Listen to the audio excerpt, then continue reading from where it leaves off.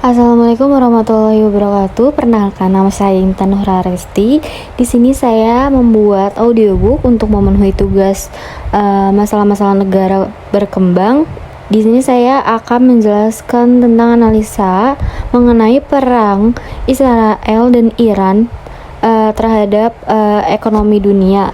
Dan untuk pilih satu negaranya sebagai unit analisanya, itu saya pilih Irak.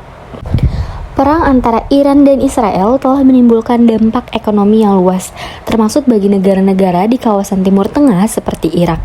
Sebagai salah satu produsen minyak utama, Irak sangat rentan terhadap gangguan pasokan minyak global yang dapat terjadi akibat eskalasi konflik ini.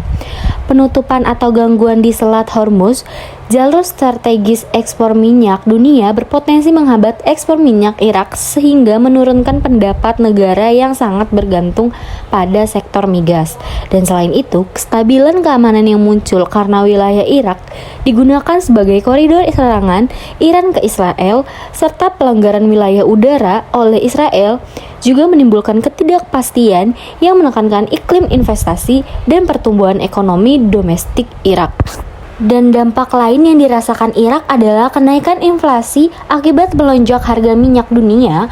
Kenaikan harga energi ini meningkatkan biaya produksi di berbagai sektor, yang akhirnya menurunkan daya beli masyarakat dan memperberat kondisi ekonomi rakyat.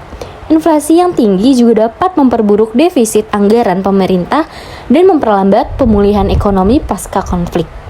Ketegangan yang berkepanjangan berpotensi memperpanjang ketergantungan Irak pada bantuan internasional dan pinjaman luar negeri, sehingga menimbulkan beban jangka panjang bagi stabilitas ekonomi nasionalnya. Menanggapi dampak tersebut, pemerintah Irak mengambil langkah strategis dengan berusaha menjaga netralitas di tengah tekanan dari Iran dan Amerika Serikat. Iran secara aktif meminta kedua pihak untuk menahan diri agar wilayah udara dan daratnya tidak dijadikan medan konflik, guna menghindari eskalasi yang dapat memperburuk kondisi keamanan dan ekonominya. Selain itu, Irak juga berkoordinasi dengan kelompok pro-Iran di dalam negeri untuk menjaga stabilitas dan mencegah konflik yang meluas, meskipun ketegangan politik dan keamanan tetap tinggi.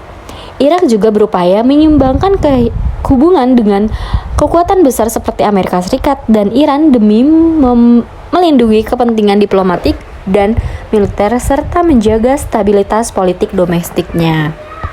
Jadi secara keseluruhan Irak tuh menghadapi tantangan besar akibat perang Israel dan Iran-Israel yang menyebabkan gangguan ekonomi yang tidak stabilan keamanannya.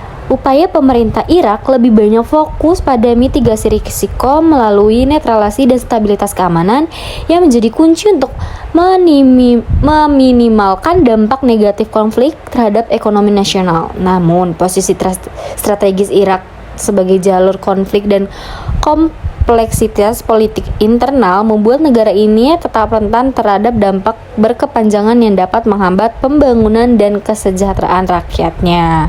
Dan untuk kita lihat dari sisi paradigma HI, aku melihat di sini tuh upaya Irak menjaga netralitas dan menghindari keterlibatan langsung dalam perang Iran dan Israel dapat dianalisis dari paradigma realisme.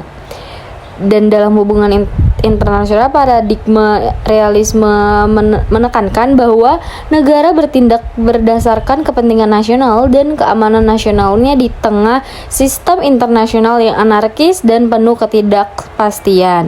Dan sikap Iran ini tuh berusaha menahan diri agar wilayah udara dan daratnya ini tidak dijadikan medan konflik, serta menjaga keseimbangan antara tekanan dari Iran dan Amerika Serikat, mencerminkan prioritas utama negara dan mempertahankan kedaulatan stabilitas internalnya tanpa terjebak dalam konflik yang dapat merugikan kepentingan nasionalnya. Sekian penjelasan dari saya. Wassalamualaikum warahmatullahi wabarakatuh.